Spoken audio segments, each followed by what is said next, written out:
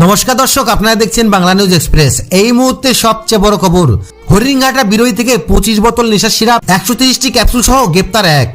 গোপন সূত্রে খবর পেয়ে সোমবার আনুমানিক রাত 8টা নাগাদ হরিণঘাটা থানার অন্তর্গত বিরোহী বাজারে একটি বাড়িতে হানা দেয় হরিণঘাটা থানার অন্তর্গত মোহনপুর পুলিশ তদন্ত কেন্দ্রের পুলিশ। ওই বাড়িতে হানা দিয়ে আটক করে একজনকে এবং তাকে জিজ্ঞাসাবাদ শুরু করেন।